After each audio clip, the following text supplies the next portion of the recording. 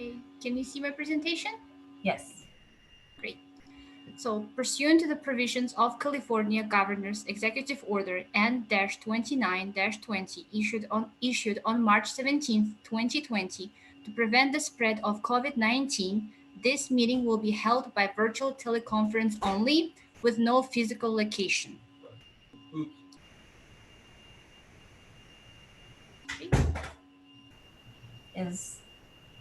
Okay. So spoken comments using a computer will be accepted through the Zoom teleconference meeting. To address the working group members and the commission, go to zoom.us//join. Meeting ID is 935-5025-8746. You will be asked to enter an email address and name. We request that you identify yourself by name, as this will be visible online and it will be used to notify you that it is your turn to speak. When you wish to speak on agenda item, click on Raise Hand. The moderator will activate and unmute speakers in turn. When called, please limit your remarks to the time limit allotted. A timer will be shown on the computer to help keep track of your time. Spoken public comments using a smartphone will be accepted through the Zoom teleconference meeting. To address the commission, download the Zoom application onto your phone from the Apple App Store or Google Play Store and enter the meeting ID 935-5025-8746. Please follow the steps A through T. Spoken public comments using a regular phone, call 669-900-6833 and enter meeting ID 935-5025-8746. When you wish to speak on agenda item, hit *9 on your phone so we know that you wish to speak. We can proceed with the roll call. Great, thank you. So I'm going to get Chitra here to help out with the roll call for the working group, and then followed by Catherine to take care of the Parks and Rec Commission. Okay, roll call for working group. Angela Della Porta. Kristen Flynn. Kristen Flynn. Terry Holstemer. Gail Price. Heather Rosen. Lance Smith. Here. Yunan Song. Here. Tim Steele. Here. Lakiba Pittman. Here. Si Zhang. Alexander Liu. Here. Keith Rechtal. Here. Doria Suma. Here. Waldemar Kamarski. Okay, so we have a quorum. Thank you. Catherine?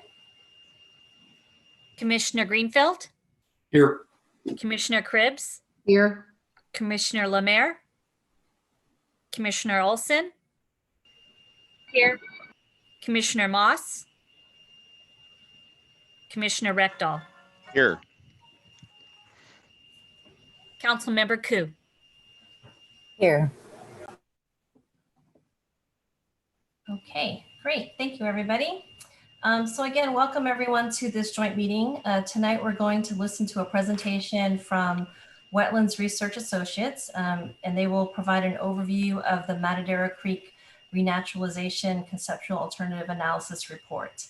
I'd just like to remind everyone that tonight we are not focusing on the details of the NVCAP plan alternatives or build out, housing, traffic, etc., since these items are not agendized for our meeting tonight. But these comments can be provided at the next public hearing that is scheduled for December 9th with the Planning Commission. So when we move into the Q&A portion of the meeting, the comments from the working group and the PRC will be limited to 2 minutes per person. And that's just due to the large number of speakers that we have tonight and our time constraints. The plan is to go through one round of comments minimum, and then if we do have extra time, certainly we can take more comments and questions. So tonight, if you don't have the opportunity to fully express your comments or questions, we ask that you email those to staff after the meeting so we can get that from you and do what we can to respond to those. And then for the public who's joining us today, I just want to let you know that the public comment time will be opened after we do the presentation with our consultants. So right now I'm going to turn things over to Virginia Mahachek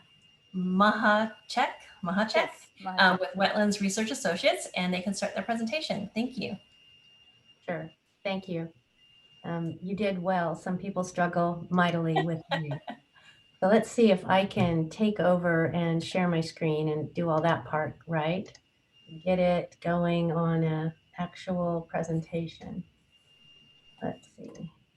Whoops. Of course, the Zoom box is in front of where I want to present. Okay, let's try that. All right. Well, thanks for the opportunity to address your joint meeting. We are going to talk a little bit about the summary of project progress and review the feasibility report that has been developed and presents the analysis so far. I'm Virginia Mahachek, and I'm a geomorphologist. And I've just been leading WRA's restoration design team for about exactly 1 year this week. However, I've been an environmental consultant specializing in river restoration for, I hate to admit it, like 27 years. And I've worked all across California. I grew up in Santa Rosa, Sonoma counties, where I'm at now. But I've worked in the Tahoe Sierra, the Columbia Basin, and other parts far afield. I'm the principal in charge of the project. And Andrew Smith is our restoration engineer that's working on the project, and he'll be here to help with questions. Andrew, you want to introduce yourself for a sec?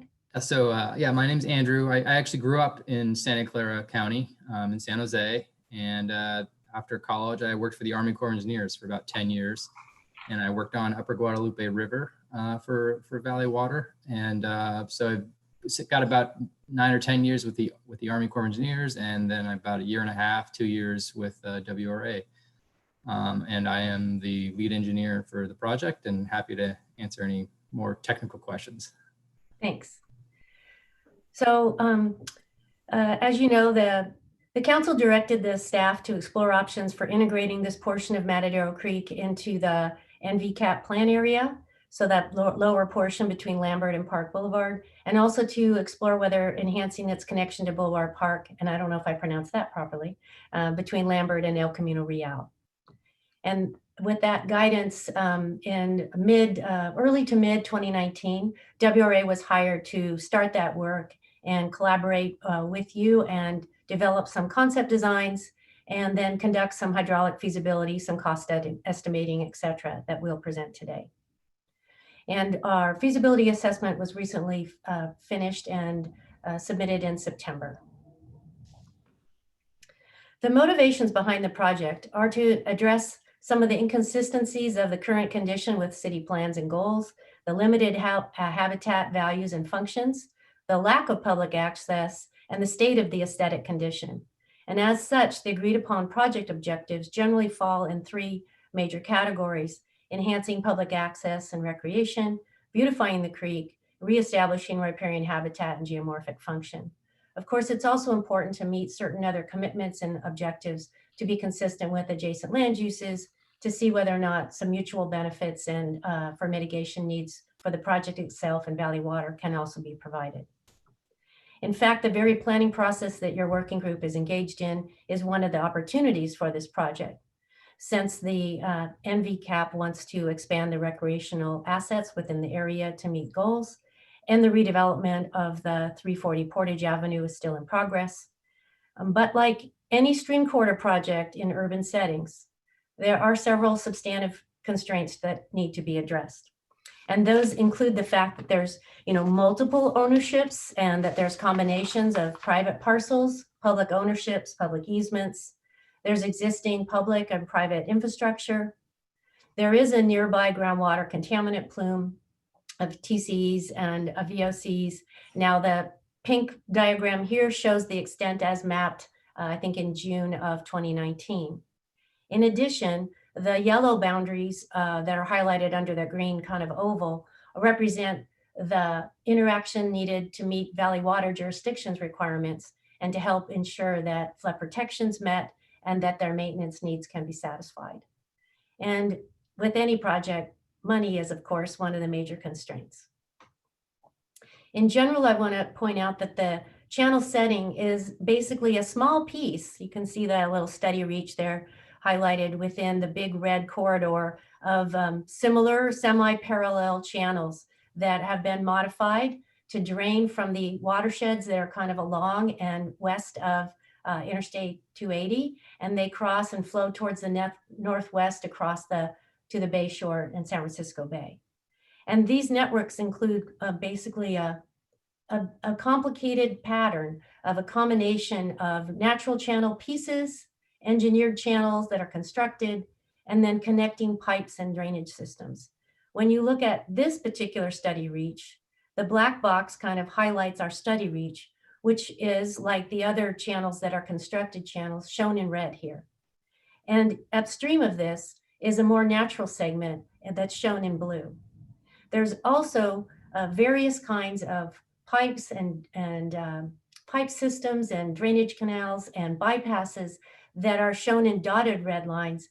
And those are part of the solution that various jurisdictions over the years have created to help try and address flooding problems, sometimes transferring water between watersheds, like from Barron to Matadero, or to move water around through a bypass in a constrained area, like from Bull Park to the downstream side of El Camino.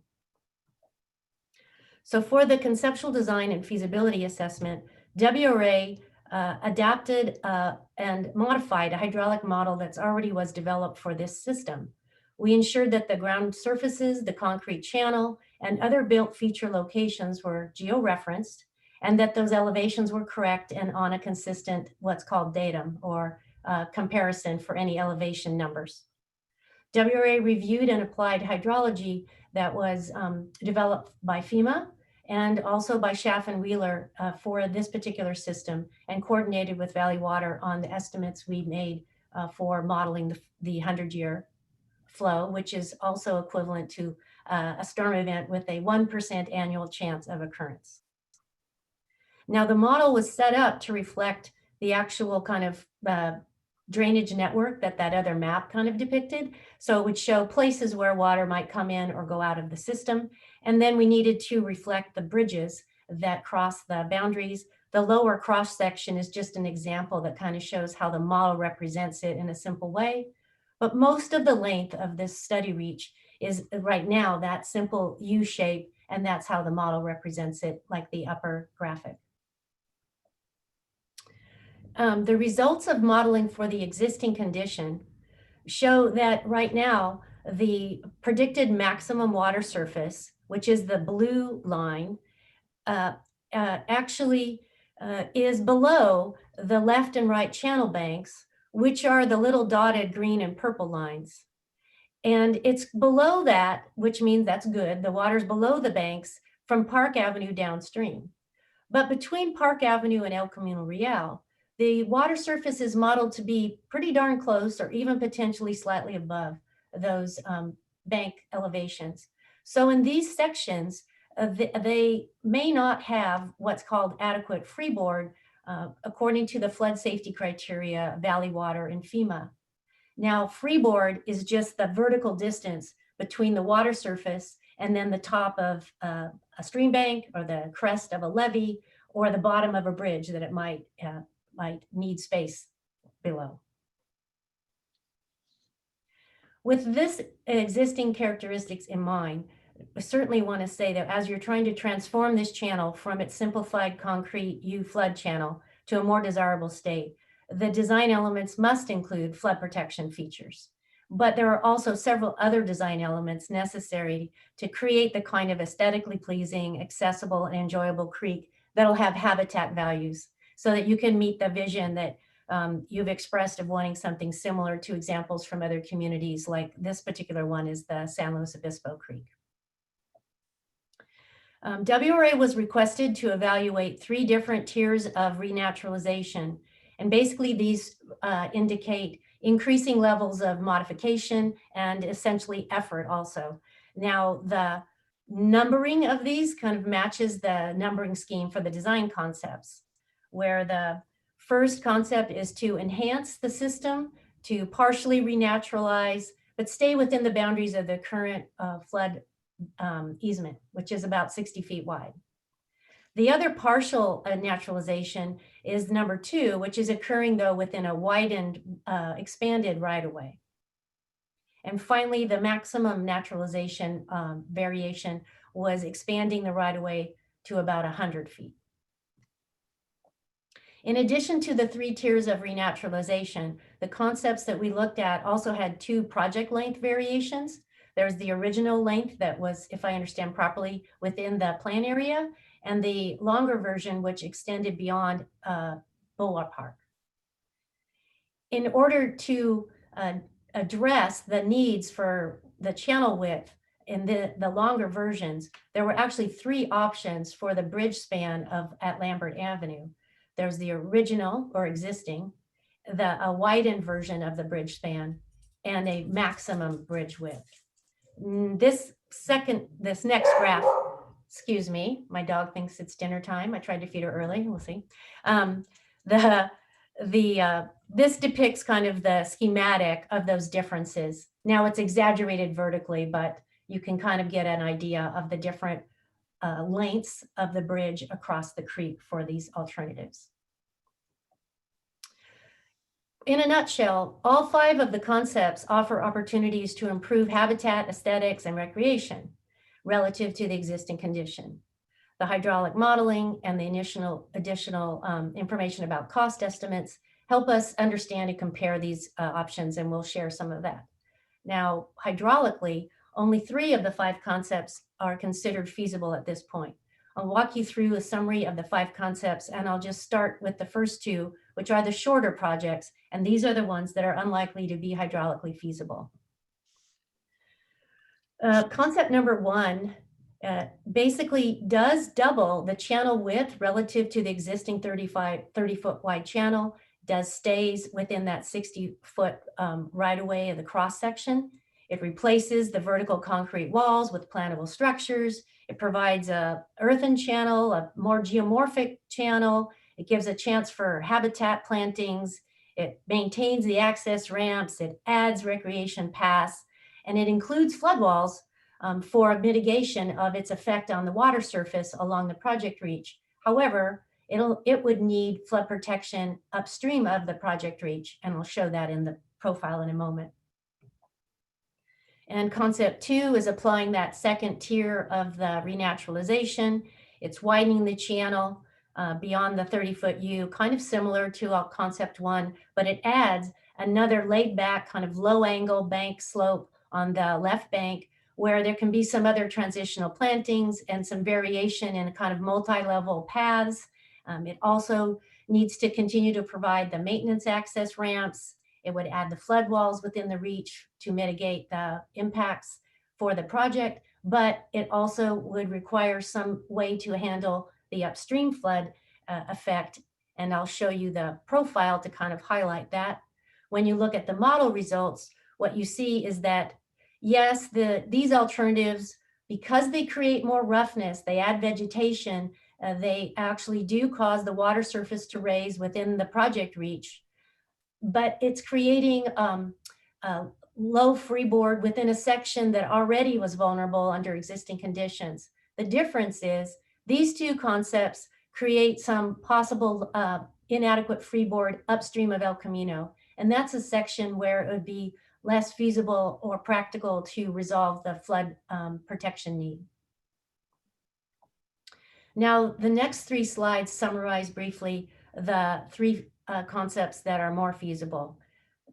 I think the briefest way to summarize them is that cross-section characteristics are just like the first 2 with the matching numbers, but they extend further up the stream, and they involve changing or lengthening the Lambert Avenue Bridge in order to accommodate these wider channel features. And for a couple of them, we would be relocating the access ramp because, in association with some of the changes. They do include flood walls within the project reach. And here's 2.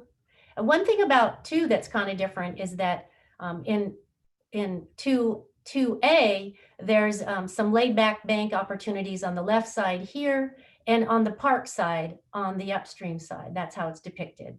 So that's kind of a nice transition where there's a chance for these other riparian transition plantings that are on the slope surface above the channel bottom. And last, the maximum concept is, I think one of the differences is here, you can kind of get a feel for how much broader the footprint is along the park reach and all the way through the project study zone. Importantly, when we look at the hydraulic results of these three alternatives, what we see is that they create some changes, including raising of water surface because of the vegetation and roughness and other changes that are being made. But the areas that they would produce those changes are in the project sections and portions that already have an existing limitation, and they could be addressed with the flood wall mitigation. And they are not creating an adverse change relative to present upstream and outside of the project area. So just to summarize the kind of cost information, these are very round numbers that are based on the preliminary concept designs. We generate quantities of materials and effort that are needed, and then apply unit costs that are based on estimating software for the area, professional judgment, and similar projects in the region. And we have to add the total cost column has these estimates kind of as percentages of what the final design, permitting, management, and contingency would be. One other variable in here in the total cost round guesses is the real estate costs. So for alternatives that widen the right-of-way, either a little or a lot, there's real estate costs that are estimated, and those are probably relatively difficult to predict, but the first cut estimate shows total estimates from 3 million up to like 16 million for concept 3. And in summary, at this point, the project has 3 concepts that are hydraulically feasible. There's a full awareness that as they are further developed, they will have to be closely coordinated with Valley Water regarding design criteria, maintenance needs, and whether or not mutual mitigation benefits could be achieved. The potential costs of these options are pretty sensitive to exactly how the bridge changes are treated, what the flood protection solutions are, and the real estate components. So I thank you for the chance to summarize our technical work, and I'll turn it back to Claire. Thank you. Thank you so much. So what I'd like to do now is just go ahead and open up the public comment period. Medina, do we have speakers today? Yes, I see several raised hands. Let me share my timer. Okay. And then we have 3 minutes per speaker. Thank you. Okay, great. So just a second. So our first speaker is Jonathan Brown. I will unmute you, Jonathan.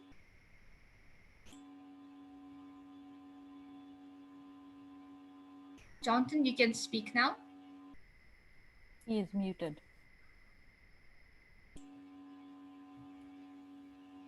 Hello, I'm Jonathan Brown. I'm chair of the Ventura Neighborhood Association's Parks Committee.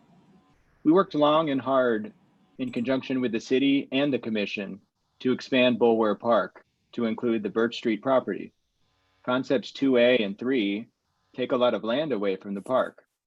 I love the idea of naturalizing the creek as much as possible, but if we do that, it becomes even more critical to expand the park. Bulwer Park is small relative to the size of the population it serves, particularly compared to other parts of Palo Alto. The Birch Street addition helps, but it still remains undersized.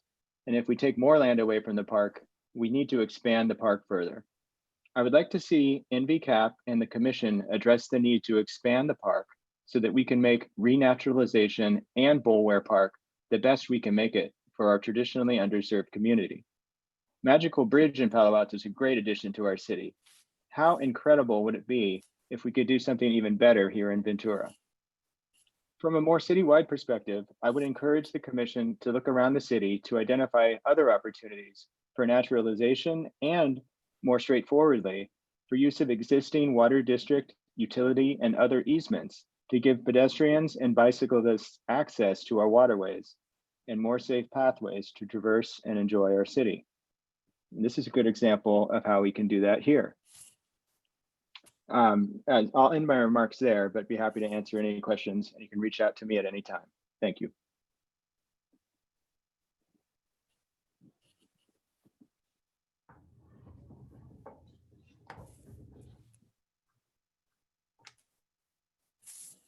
Okay, thank you, Jonathan. So our next speaker is Rebecca. Yes, good evening.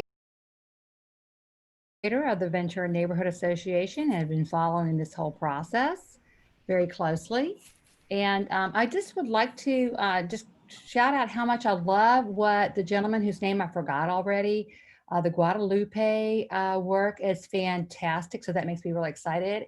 And Ms. Mahachek's presentation was really encouraging. So I thank you for that. I feel encouraged. So I would like to embellish upon some of the points I made in an email I sent you all earlier this morning. So the city parks master plan does specify that new parkland must be added to meet and maintain the standard of 4 acres per 1,000 residents. So we're considering adding thousands of new residents who will be living in high density units, probably without yards. These new residents will require the commensurate acreage of parkland. So if we add 3,000 new residents, for example, we'll need to find 12 acres of parkland. I hope I did my math right. And we asked the city to promise to allocate enough money to provide these new residents with the same park opportunities as the rest of Palo Alto. That would be fabulous. Okay, so, and let's welcome the new homes and neighbors of the future by planning for them now. So please, Parks and Rec, please get busy and help us figure out how we can acquire this parkland now. And then this naturalization is very exciting. I would love to max the design, and I would love to link AT&T Park to Bulware with pedestrian bridge, but I know that the vision comes with a beefy price tag. Anything visionary costs money, right? So again, I urge Parks and Recs to work closely with us people over here in Ventura to figure out what we can do, like a workable solution. And also, don't forget, Poor Little Park Boulevard is currently a bike boulevard whose traffic load exceeds what is appropriate for a bike boulevard. So please consider pathways for bikes and pedestrians, and just incorporate it and make it all. It's like super fantastic. Thank you. Okay, thank you, Rebecca.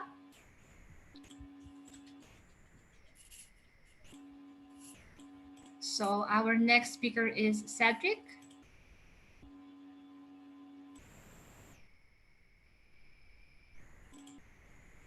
Cedric, you can start now.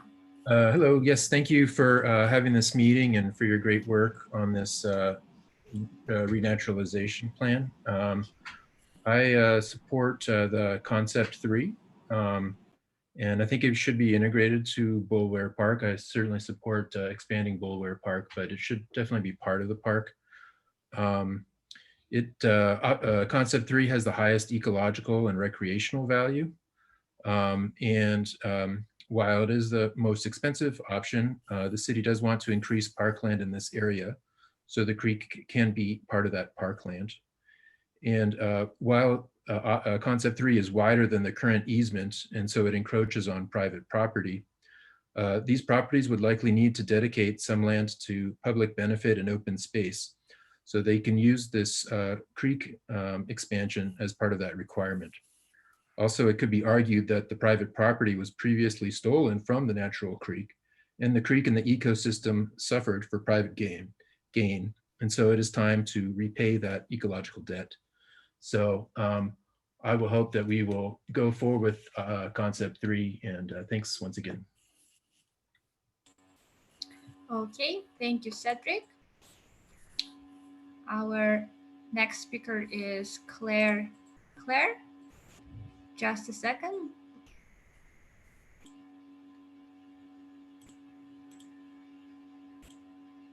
Claire, you can start now.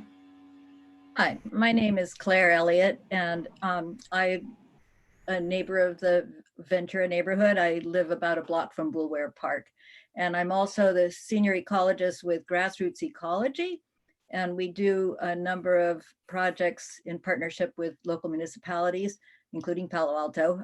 But one of the ones that I've been very excited to share with people is the Portola Valley Town Center's creek daylighting project, and also through Arrastradero Preserve, a creek daylighting project of what we like to call Mayfly Creek. It was an unnamed tributary to Arrastradero Creek that flows into Matadero. Anyway, we have seen numerous wildlife use Mayfly Creek, where it used to run through a culvert. Now we have quail and bobcats and coyotes and mountain lions even taking down deer in that area. And in Portola Valley Town Center, a little more rural, but also an urban area, that project has really enhanced the parkland around their library. So I'm hoping that despite the fact that laying the bank back would claim some land from the creek, it would also add to the asset of the park as being access for kids and adults for some closeness to nature. I know a lot of people that are in the environmental field have gotten there through their love of spending time in creeks, and there's fewer and fewer opportunities for children to get that. And that makes me nervous for the future of environmental scientists and hydrogeomorphologists. So I would love to see more opportunities for kids to get down and catch pollywogs and admire the creek down there. So thank you all for your work, and I hope we can find funding through DWR Urban Streams or Valley Water grants, so that this isn't coming from all from the city budget. And I would hope to be able to partner with getting some native plants propagated at our nursery to install there. Thank you. Okay, thank you, Claire, for your comments tonight. Our next speaker is Kevin.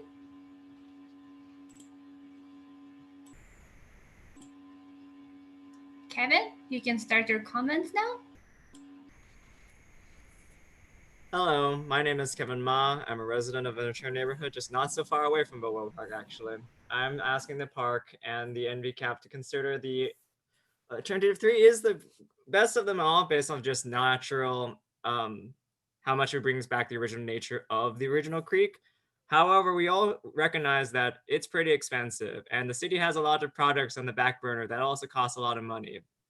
For instance, the grade separation projects, especially the one on Meadow or Charleston or Churchill, those will need to also be found somewhere around city funding, because alternative 3 is very ambitious, and Valley Water is probably not going to foot the entire thing. So that means city budget has to come up somewhere, and that we need to be very careful about how we're spending money, because we could also be improving other places like Adobe Creek or other places. But it is true that Ventura as a neighborhood does lack a lot of parkland that a lot of other neighborhoods have. However, we should also consider that how that relates to the rest of the plan, in the sense that with higher density, we can actually find less places for, we can actually find more places for open space to make up the lack of open space in the neighborhood, which the density also implies that we would also get more funding via the impact fees, which generally make up a lot of the funding for any kind of new open space or parks. As a result, we should be also looking at like how we can fit more homes to get basically more impact fees as well as more open space. I do like that this interacts with Bow Park and can create a unified, somewhat unified park space concept for the city, for this area. And that we should also ensure that the places we make are also bikeable, because the Park Lambert turn is a bit sharp for anyone who's actually been on there, especially that the weirdness about a one-way entrance from park from the east. So we should be making this place a welcoming spot for all of our community. Thank you. Okay, thank you, Kevin. Our next speaker is Jeff. Jeff, you can unmute yourself and you can start now. Okay, good evening, commissioners, working group members, and staff. My name is Jeff Levinsky. I've been in Palo Alto for decades. Much of that time I lived right in Ventura neighborhood. It's always seemed that Ventura gets shortchanged when you compare it to other parts of Palo Alto. There's a dearth of greenery, including a lack of parks and shaded streets. Streets that have apartment buildings overflow with cars during the evening. Retail locations on El Camino have been allowed to convert illegally to offices that don't serve the community. Frankly, it seems like Ventura is the neighborhood that Palo Alto forgot. In an age where we're acknowledging the wrongs of unequal treatments of whole groups of people, I'm surprised that the NVCAP process hasn't focused more on bringing North Ventura up to the same quality as other communities in Palo Alto. I understand that developers would like to put lots of high-rise offices there, but that's going to make Ventura less like the rest of Palo Alto. Let me encourage you to think about what makes for great neighborhoods in our town. Specifically, I'd like to see you insist that the parkland needed for a growing population in North Ventura be planned and budgeted for. It should be right there in the drawings, not something that we claim we'll get to later, but then never do. The 4 acres per 1,000 resident standard should be upheld. North Ventura also needs thriving street trees and plenty of other plantings. Otherwise, it will remain a second-class community, making the inequalities in our town even worse. Naturalizing the creek seems exciting. It would be great to have the size of the naturalized region for each of the options so we can compare the cost per acre to other ways of adding parkland. Our city is named after a tree, so let's plant lots of trees and create new parkland so North Ventura is as beautiful, pleasant, and verdant as any other part of Palo Alto for the benefits of its residents and everyone else. Thank you.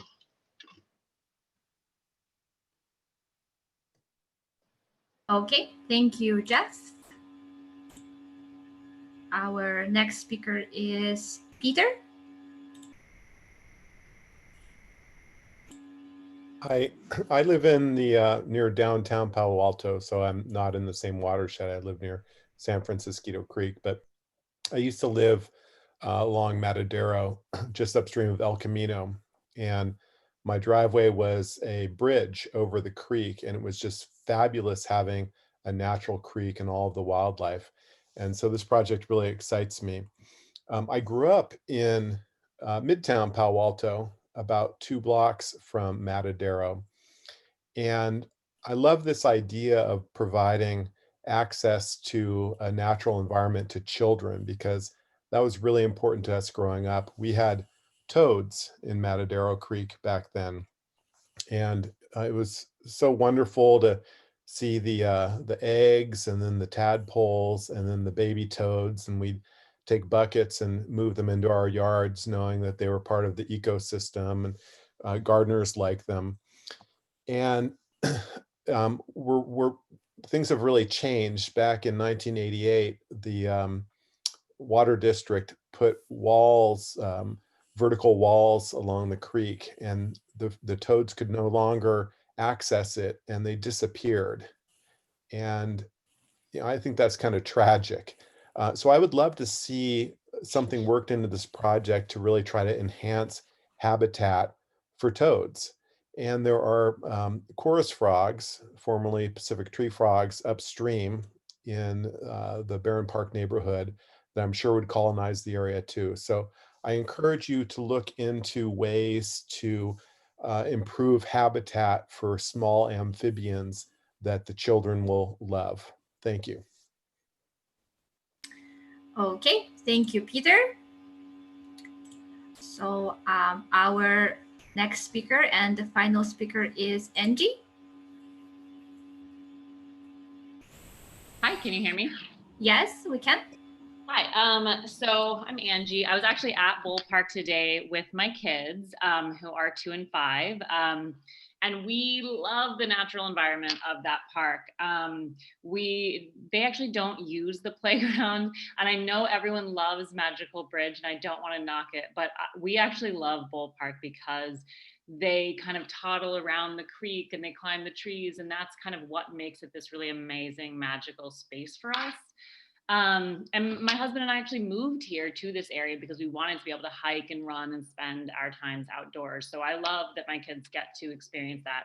And I would love for them to get to see more amphibians, as the previous speaker mentioned having in the past. I'm actually calling in today because I really want to urge this body to make sure that our housing and park goals are complementary. I know 2021 is going to be this huge year for our planning department and for each of these commissions. And it often feels like many of our priorities are at odds, but they don't have to be if we're really thoughtful and consistent with our planning and implementation. And for me, this means that we need to really be reconsidering our height limits and building up in order to preserve those amazing parks. And I think, you know, myself and many of the other speakers really are on the same page in that piece. I think we really want to make sure we have great spaces for future generations of all income levels. So let's make sure that we can do that by building, we can build taller, still have our amazing parks, and keep Palo Alto this incredible city with great trees and diverse, equitable, you know, population. All right. So I hope you'll keep that in mind as you look at these alternatives, both as commission members and as neighbors. That's it. Thanks. Thank you, Angie. I don't see any raised hands, so I think that concludes our oral communications. Thank you, Medina. Okay, so now we're going to move into our roundtable with the working group and the Parks and Rec commissioners. What we're going to do is, Chitra, I think you've got a list of all of our participants tonight. And so Chitra will walk through the list and we'll call on everyone so that way everyone will have an opportunity to speak. And we have 2 minutes that will be available for you to speak. Yes. And yes, so Chitra, why don't you go ahead and get started, and then we can go around. If there's extra time, which I'm not so sure we're going to have extra time tonight, we can try to do a little bit more of that, but let's just go ahead and get started. Thank you. Okay, so I'm going to start with the working group. My first speaker would be Angela De La Porta. Hey, thank you. Right. Okay. Thank you. So I am very excited about this whole possibility of restoring the creek. It's one of the reasons I became involved in the NVCAP committee to begin with. I particularly like 2A and 3.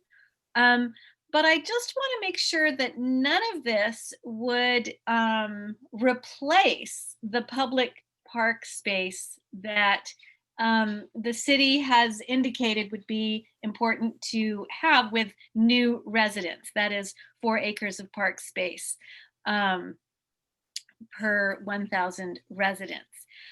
So I think that's very key, that we don't just say, well, we've got a restored creek, so we don't need a park. That should not be the case. We need the park space and we need the creek restoration. And I'm very excited to hear about possible grants and also creeks nearby. I think there was one called Hale Creek in Los Altos.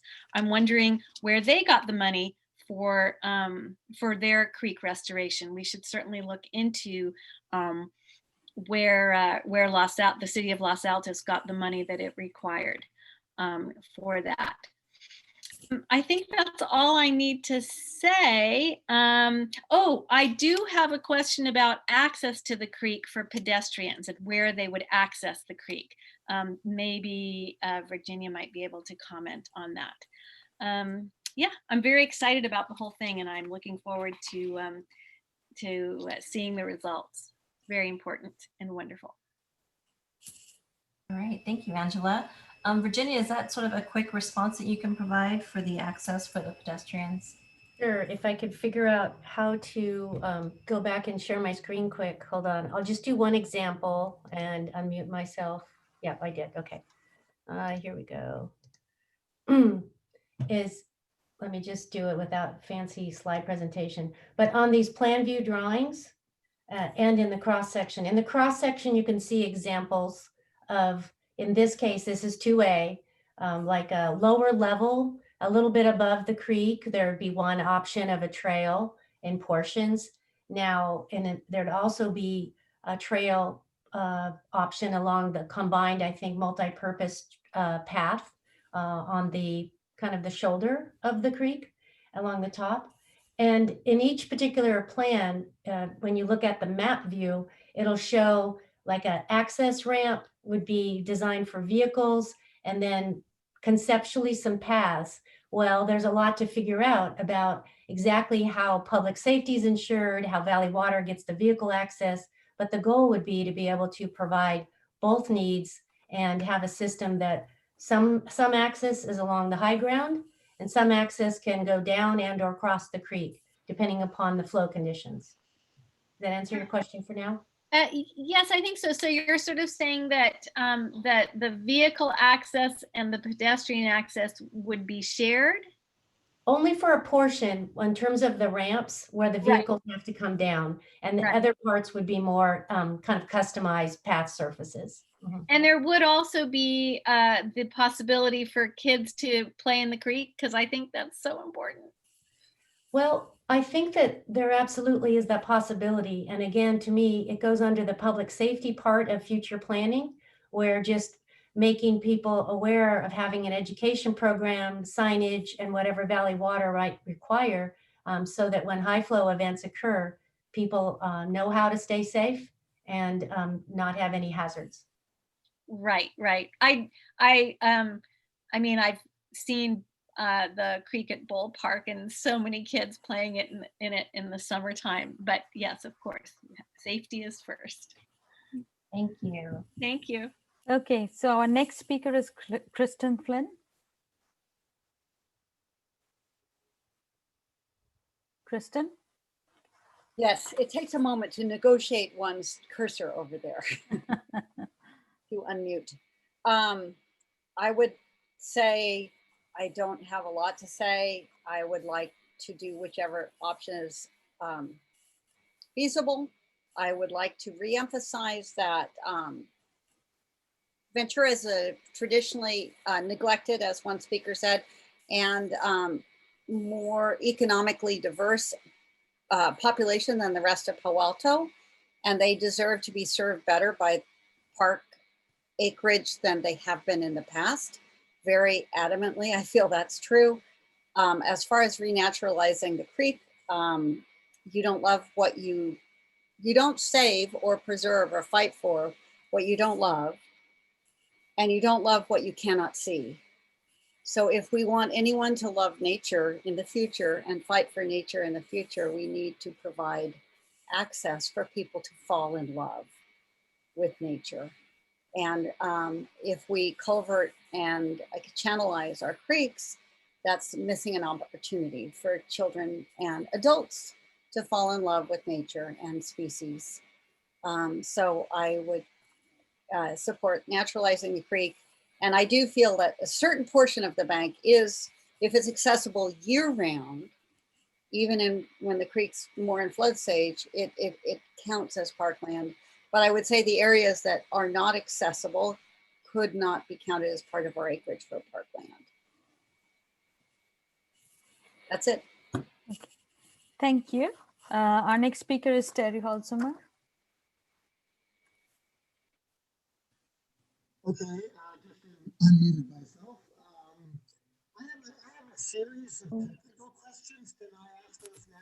We're having some trouble hearing you, Terry.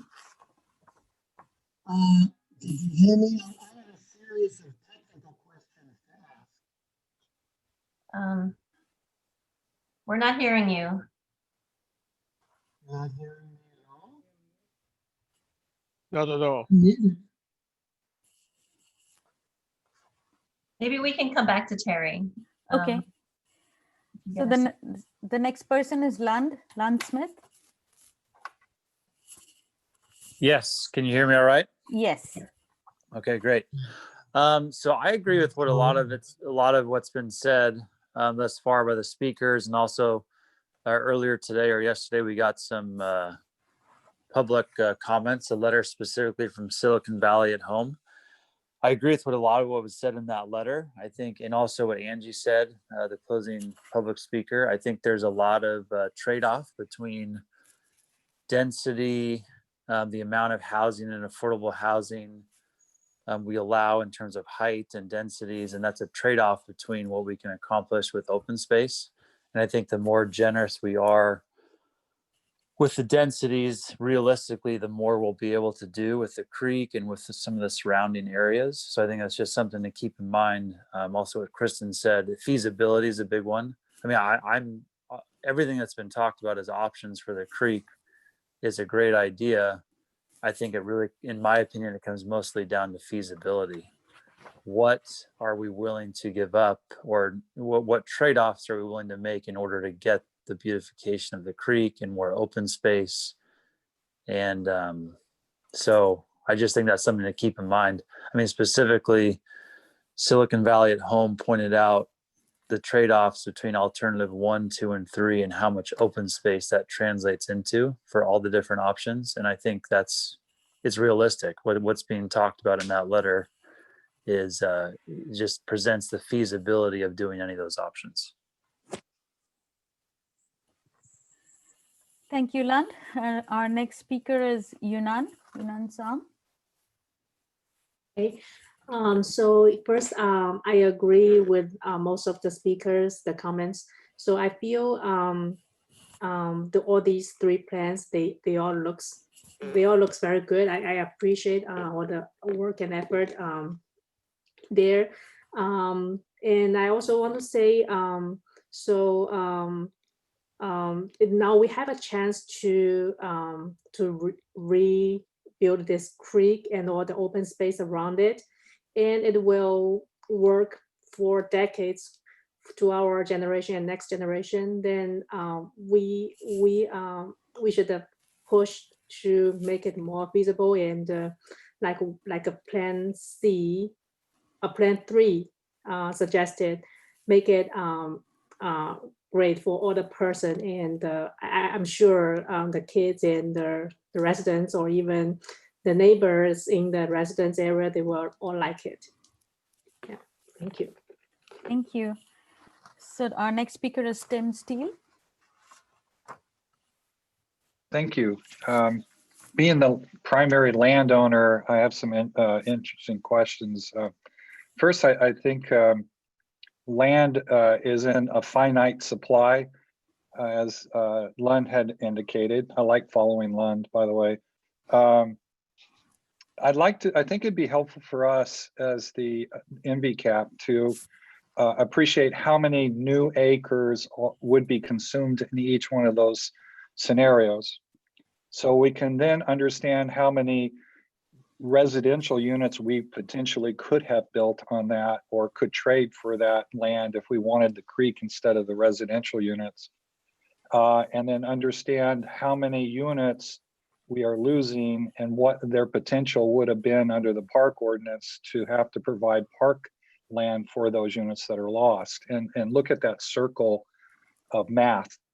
The second thing is, I read the WRA report somewhat through, and I think the cost estimates are woefully underestimated. They were using older tax assessments off the assessor's roll, when I think a more reasonable approach would be using the numbers that the park fee uses, which is based on comps, more recent comps.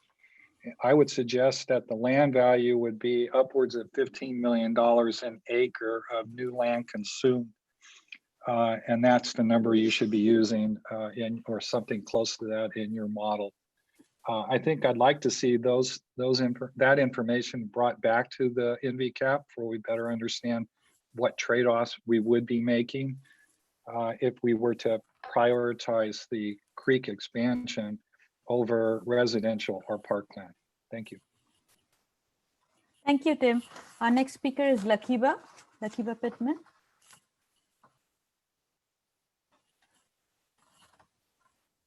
Is she here? 7 o'clock. I don't know if she had to leave by 7. Yeah. Okay, so I'm moving down to Alexander Liu. Alex.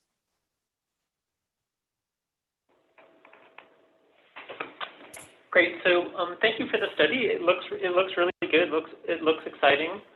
I think when I was looking through the report, I think my suggestion would be to try to use some before, after examples of other creeks. I know there are pictures of some existing creeks in there, but I think it would be really useful once it goes to council that if they can sort of wrap their head around like the aesthetic improvements with the cost, and so that they can sort of do the math in their head.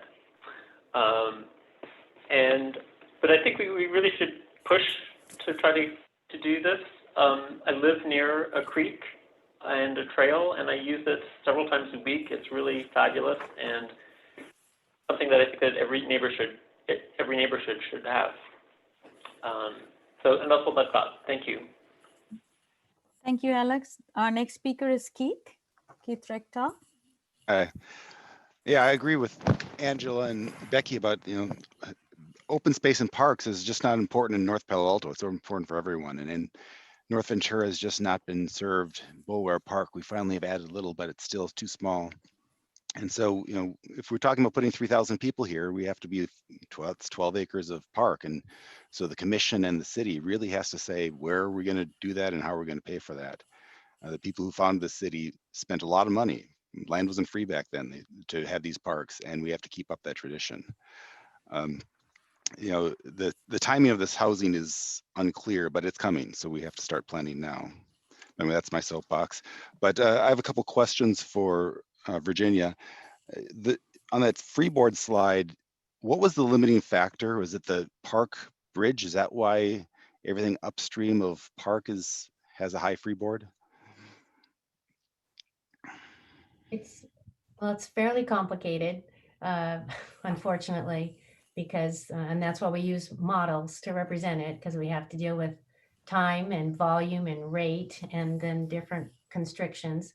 I think that your question is about the existing problem right now. Yeah. Asking, because in particular, the 1 and 2 aren't feasible. And is there anything, for example, if we replace that Park Boulevard Bridge and had more flow through that, would those become feasible at that point? I'm actually going to ask Andrew if he has a thought on that. I don't know if it's something we can answer off the top of our heads. I don't know if that was an option that was toyed with. Just get rid of that bridge. Get rid of it? Yeah. So I would have to model it to give you an answer on that, Keith. Okay. But a typical theme throughout urban areas are the bridges. Bridges are always the issue with streams in urban areas. And so that's always kind of the theme. So you're definitely asking the right questions. And there's different grants for bridges, there's grants for streams. And sometimes if you can get the right combination, you can have a really great project. But you're absolutely right that focusing on bridges is a good strategy.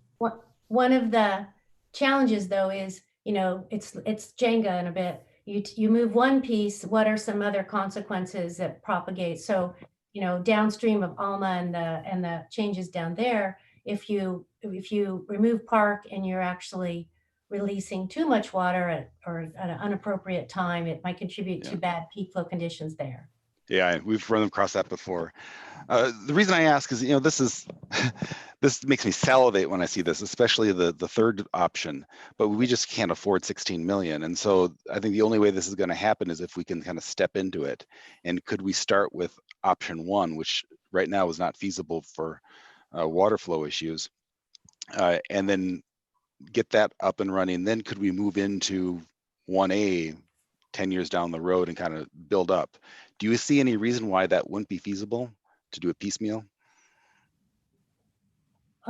Well, that's actually a tricky question, because in terms of like land use planning and the commitment of private land or acquisition, anything that goes to the widening, I think you have to, if you're going to count on those other phases for a future performance, you kind of need to have anticipated bringing those into the project, both at a design level and then in the financial planning side, right? Okay. So it's a little bit tricky to talk about going from the 1 or the 2 to the A's, because those have that real estate increase. But going along a creek is a very normal way to kind of build projects in phases, to do certain sections and then others. But you have to do it in the sequence that you can figure out your hydraulic impacts can be accommodated in each step. Yeah, because you can't leave yourself with something that floods halfway through. Yeah. Right. Understand. Okay, thank you. Thank you. Thank you, Keith. Our next speaker is Doria Suma. Thank you very much. I didn't have the material beforehand, so I don't have, I'm limited in asking sort of technical questions like Keith just did. But at a very high level, what we're doing here is creating a new and better residential neighborhood. And I think we all agree that there are needs for parks. I think what we're also doing is creating a plan, like the comp plan, but on a smaller, more specific level. And I think it should be very aspirational. I think in the plan, and this is very consistent with the comp plan, we should shoot for and have goals that are very aspirational. And then when opportunities arise, we should make the plans work. It would not be acceptable to me to have that kind of growth in this area. It's already lacking in parks.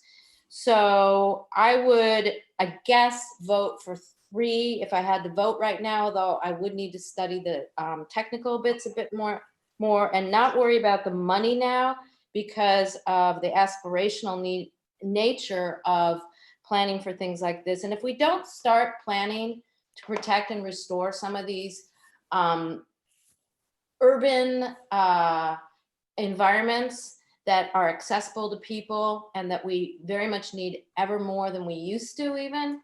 And because not everybody will have access to faraway urban spaces. If we don't start doing that and planning for it now, it's gonna be lost. So I would prefer not to mix the contemplation of our aspirational goals for restoring this and creating more park in this area with the totally separate idea of how much housing we're going to get. And I believe actually that staff set the meeting up this way. So that's my ideas. Thanks. Thank you, Doria. Our next speaker is Waldemar Karminski. Okay.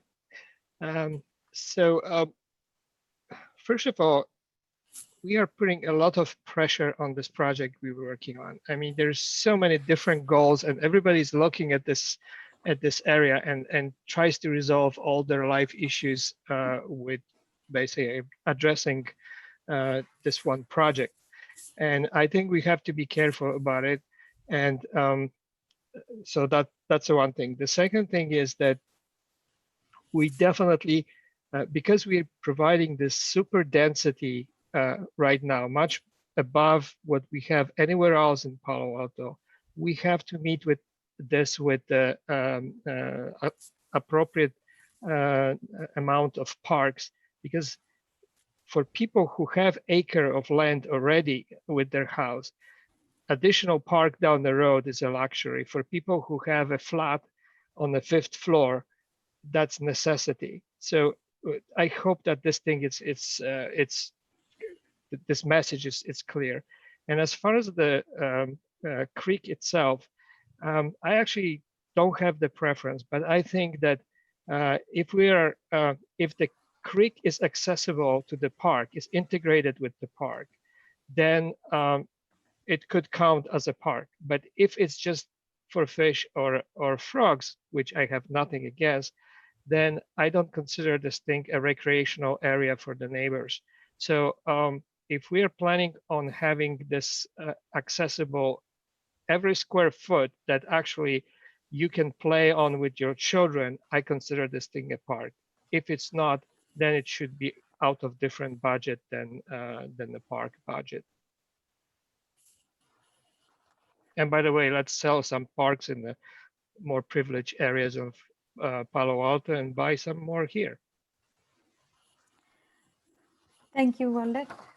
So I'm going back to Terry. Are you, let's see if it is working fine for you now. Terry?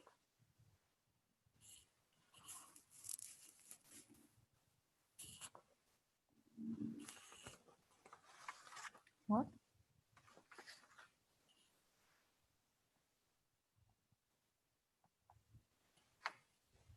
Is he there? Yeah, he is putting up a sign. Oh. I am a hostage.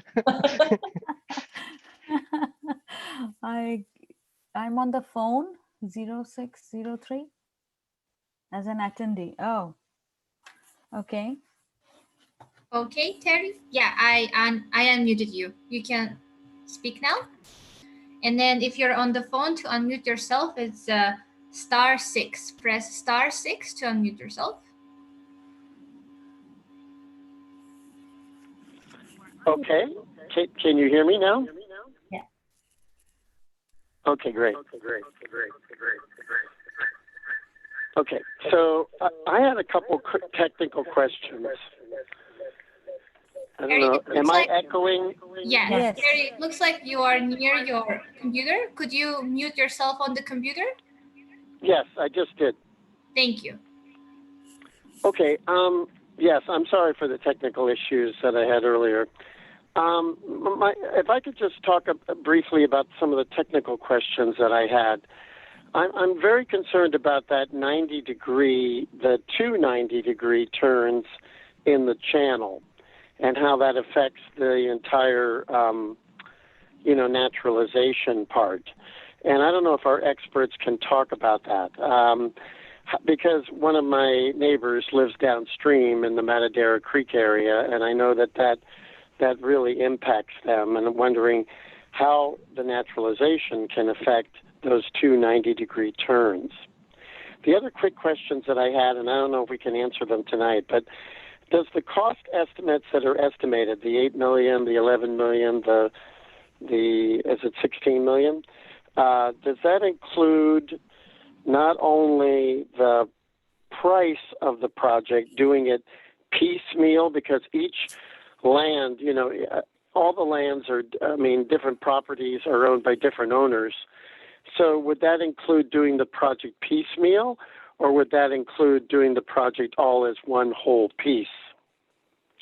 And those cost estimates. And finally, I had the question of comparison. And I think that was mentioned earlier. What's the comparison of naturalizing the creek versus having surface level park space added? That's one thing that's kind of lacking here, because it's important to know what the cost benefits are of both, and understanding how one would be a bit more beneficial than another. So those are my questions. Okay, thank you. I think what we're going to try to do is just kind of keep working through all of the speakers, and then maybe we can try to see if we can answer some of those questions at the end. Okay, so then I'm moving to the Parks and Recs commissioners. Chair Greenfield, you're next. Thank you. Thank you for your presentation this evening. A couple of very important priorities have been articulated: ensuring park space based on the number of residents, and restoring natural environment. Restoring riparian habitat is an exciting opportunity we don't get every day. I know many in our community have fond memories of visits to Shoup Park in neighboring Los Altos, a great place for kids to play in the park, and I see potentially we could create something like that here. To an extent, these are competing priorities, and it is very important that we prioritize making sure that we have the appropriate amount of parkland in an area as we're looking to redevelop and add a lot more residents, and particularly in an area that has gotten the short shrift a lot over the history of our community. So that's an important priority as well. Cost is a major factor as well, and hopefully the economy will be in a different place when the time horizon for this project to move forward happens. I appreciate that we got a presentation at Parks and Rec Commission 10 months ago. I'm curious to know how the cost estimates have changed between now and then to see where we're at, how that's tracking. I'm also curious, and this may be a question for Darren, I'm curious about the guidelines for how parkland is classified, or particularly how the restored creek area would be classified with respect to open space or park, and how it would apply to the housing park ratio. There's people have been commenting on how that should happen, but I presume that the city has some guidelines for that already, and I don't know if that's something we could change. Finally, the opportunity for linkage to Bulware Park is very exciting and a great opportunity for the parks, and something our commission I think would be interested in following up on. Thank you. Thank you, Chair. Our next speaker is Vice Chair Ann Cripps.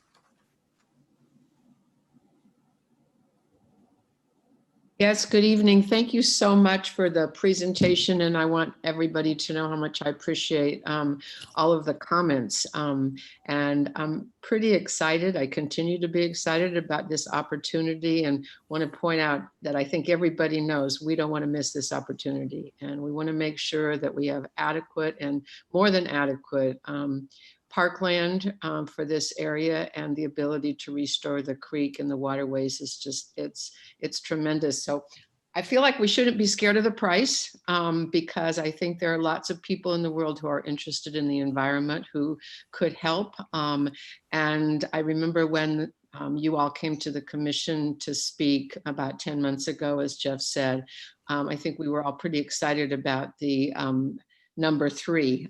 So I think we should aspire to do that, and make sure that we have our priorities in order as well. So thank you very much. Could you also just remind us the timeline of things that are happening and that need to happen before this goes to the council?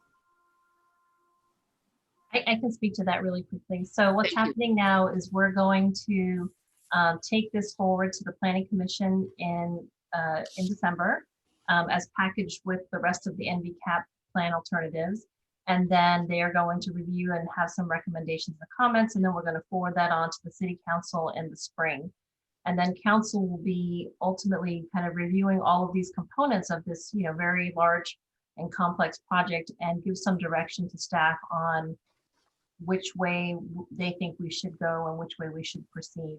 So once we kind of have that direction, then what will happen is then we decide on how we develop and dig into the details a lot more with regards to the entire package, with all of the components of the NVCAP.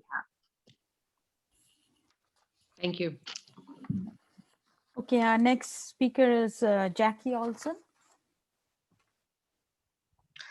Hi, thank you for the presentation tonight. I think our priorities and goals are all very sound ones. All of the designs are beautiful and a huge upgrade from the current state. And it, appears to me that the current state with the concrete walls was really just built for moving water from point A to point B. And so I agree with the earlier speaker that we should really try to be as ambitious as possible in adding beauty to this space. Though I do recognize we have to do this within the confines of our budget and ability to accomplish things. If we shoot too high, it may never happen. So I just wanted to commend everyone on their work. I think that connecting to Bulware Park, just like everyone else, is a very great thing to do if we can make that happen. Thank you very much. Thank you, Jackie. Our next speaker is David Moss. Hi there, thank you. This is really exciting. And I have just a couple comments. One is that any of these 5 options would be fantastic for me. Of course, I love number 3, but I would be so happy with 1. I noticed that the difference in price between 1 and 1A is $5 million, and some of that is land.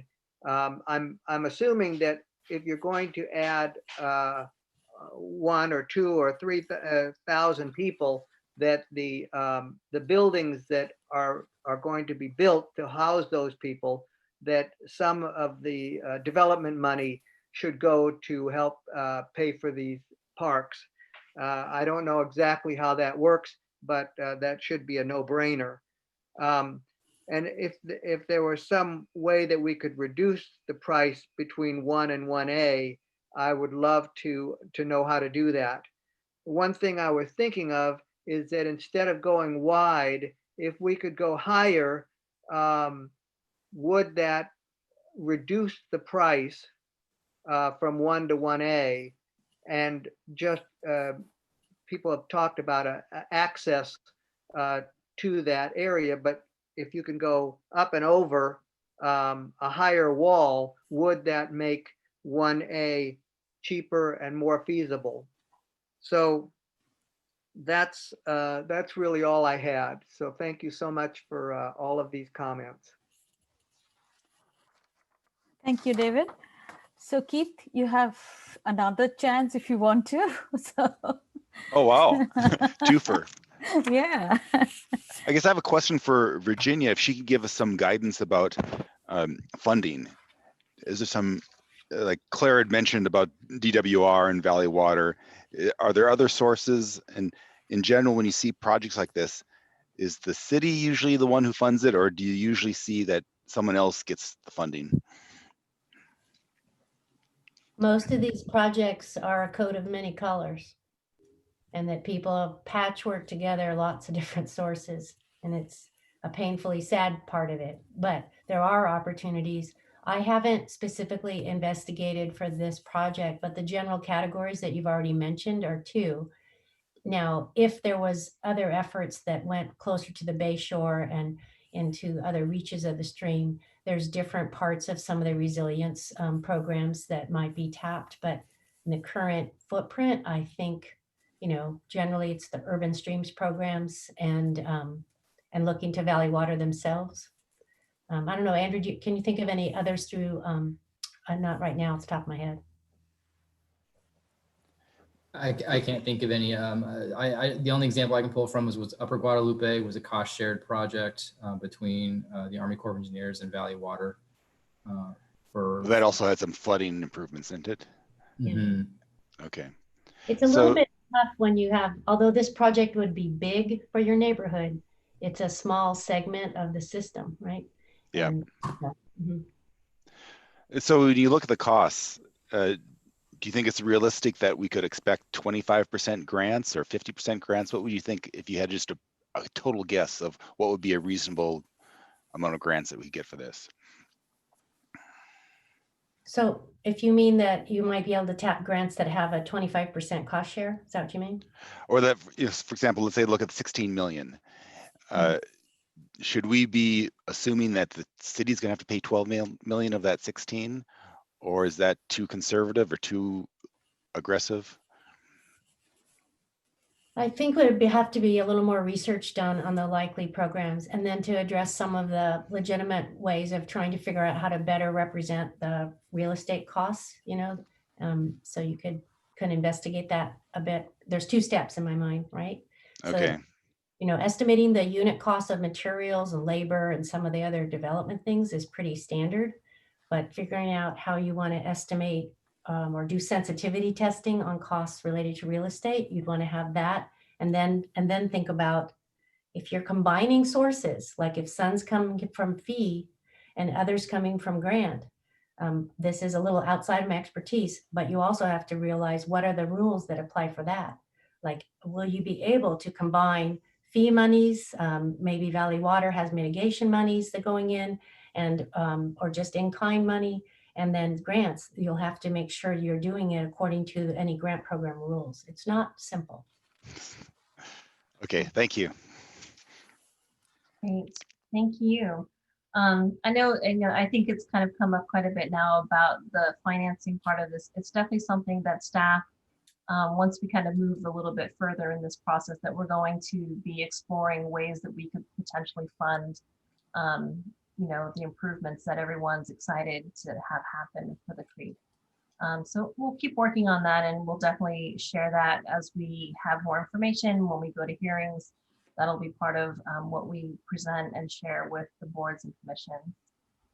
So I think we've managed to get through everything. I mean, everyone, which is great. Thank you everyone for being really conscious of the time and your comments. Thank you so much. I would say that, you know, things that we didn't get to answer today that we will, so we're going to document all of your comments that you've provided today. And we will have that be part of the staff report that we prepare for the Planning Commission and for the City Council. If you have additional comments that maybe you didn't get a chance to share with us, or you have something else that you just haven't thought of yet and you're going to think about it later, feel free to send that to staff and we will incorporate that into the comments that we've received so far regarding the document. And certainly feedback specifically on the concepts that you're seeing in the plan and which one you think is, you know, favorable, that would be helpful to let us know. I see your hand up, Angela. Yes. Thanks. I just thought I'd ask a quick question since I have these extra. When David was speaking, he was speaking of building walls higher, and it occurred to me, is it possible to dig deeper, like to dig the channel a little deeper? Does that help in any way? I don't really know how these things. Let's see, one of our experts. Oh, shaking your head, Andrew. I wish that would work, but it doesn't. It has to do with the energy gradient, the hydraulic gradient, which is the surface of the water, not the bottom of the channel. Thank you. Thank you. So I think we're kind of wrapping up for the evening. You know, I appreciate everyone's participation. Does anyone maybe have a last minute question or any other just kind of simple thing we can address before we end our meeting tonight? All right. Well, sounds like I have one little comment, and as we get closer to plans, I find that the social equity issues are bubbling up more and more for me, with Ventura being a neighborhood that was traditionally affordable. I think I volunteered when I said I volunteered for this. I said, well, I want to volunteer to work on the coordinated area plan because I think I've lived in a neighborhood that has an uncoordinated plan for 25 years. So, and I think it would be unconscionable not to bring the parkland ratios for the projected populations up to at least what is experienced in the rest of Palo Alto, especially if you're asking this neighborhood to bear the effects of this density that's pulling Palo Alto out of its housing hole to some extent. So we're going to experience the effects and we need to have some mitigation. That's it. Thank you. Thank you. Okay, well, I think we can wrap it up for tonight. Thanks, everybody. Have a good evening, and we'll be in touch. Thanks so much. Thank you. Thank you. Thank you. Thank you. Bye.